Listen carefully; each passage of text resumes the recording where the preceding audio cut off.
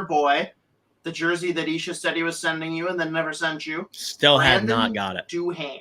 Yeah, I don't think you're ever going to get it. So no, at this point, I'd be shocked. But he's up. He's back. 1 year, 1.1 mil.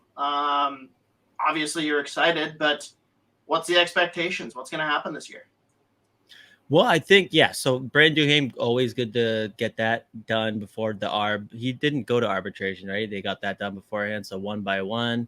When he's healthy, he is a legit player, and like not just some like fourth line grinding like pest fighter, whatever. He's got legit skill. We see flashes of the offense. So, obviously this year was a tough one just with that concussion. Then he comes back, fights, and gets like knocked out, like tough there. But I think he's a guy that you love to have in your middle to bottom six. He's shown that he's capable of killing penalties, playing good defensive hockey, and flashing, skill, decent little bit of offense there. But I would expect him to take a big step with how the roster is right now. They're going to have guys that aren't making a whole lot of dough step up and contribute. And he's right around, in his own development. This feels like a good year for him to really take a step forward and kind of cement himself into that bottom to middle six, potential like Foligno-esque replacement long term. So, nice again to get it done 1 year, 1 million, and see where he lies at the end of this season. But nice to just get that one out of the way. And now you can kind of focus on the goaltender, which is still up in the air. But I do think this is a huge year for Duhaime though, because again, just with where they are with the roster construction and his ability to not just be some fourth line like plug and mutant, and he's got the vibes, big vibe guy. He's eating the fucking lineup sheet. We love that. He's a psycho. He's screaming. I live for the when there's like a fight by the Wild bench and he's on the bench and he's not saying words. He's just screaming. Like when Foligno fought Simmons, was that this year or last year? But he was literally, you could just see him on the bench screaming like, ah, ah, and like, I'm just saying nothing other than just screaming. And he's just the best. So always nice to have both Deweys back in the fold.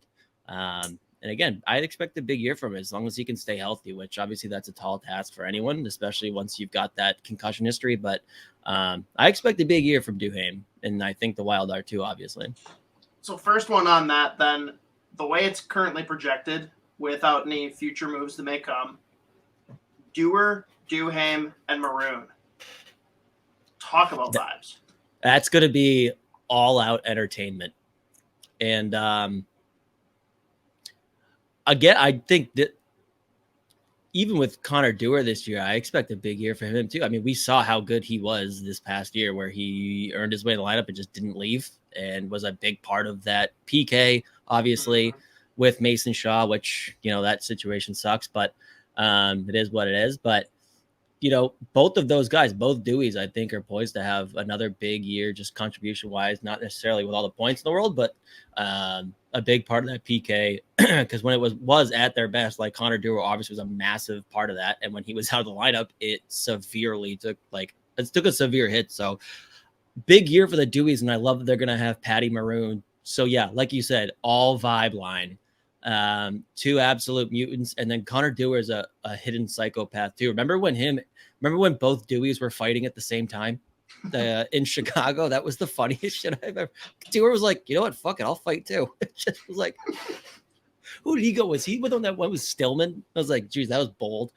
But that was amazing. He had no idea the rule was you get thrown out of the game if you fight during another fight. He was like, fuck it, let's do it. That's gonna be a fun line to watch, dude. It is. But I gotta ask though, then, for Dewar and Duhaime, you expect them both to take steps, and I think we're both hoping that they're part of the future of the team. If they end up playing fourth line minutes all year, is that a problem? No, I think that's two solid young guys that have proven that can play in the league, that play big roles in that fourth line. Because again, like when we've seen the Wild at their best, they are rolling four, and they do have a big role. When the Wild are at their best. So I, again, like not every young player that you're hoping has like big potential is going to end up being a top 6 guy. You know, we talked about this in the prospect rankings show that we did with the Sound the Foghorn guys. Like, obviously, when Dewar was in the WHL, he was a big time points guy, top 6. But he found a way to make his way in the NHL and play a role and carve out that role that like they really can't when he's healthy. It can't take him out of the lineup. So I don't think it's a problem at all. Where if you can have, you know, that line going up against, you know, other teams' top 6s to shut them down, and then on top of that, kill penalties. And I mean, we saw them score shorties. You know, I don't think that's a problem at all. So yeah, plus the fact if you have a fourth line that you're not just throwing out there for 6, 7, 8 minutes, that's a big plus too. Like they can play in all areas of the ice. Again, they have big roles outside of just like offense. And they take a lot of the legwork off the top guys too. So I don't think it's a problem at all. And again, I do think like they both have like upside where, yeah, if they're on a third line, it's not like that's like some out of reach future for them. So then they're still both young. So, and to frame it, I guess, differently, because from the team perspective, it's incredible. I more mean for their development. Like, do you think that there's more growth for them to experience in the exact same role, or do you think they need to get spot starts up the lineup rather than on the fourth line? No, I think where they're at, there's still room to grow. I mean, like even though I was just saying, you know, especially with a guy like Dewar, he ended up making himself, you know, a guy that they really couldn't take out of the lineup. I mean, he still went through spells where he just like was struggling a little bit. So I think just continuing to learn with like the consistency and playing that 82 game season in the NHL, like there's still plenty of room for him to grow. And same with Duhaime, even if it is in that fourth line role.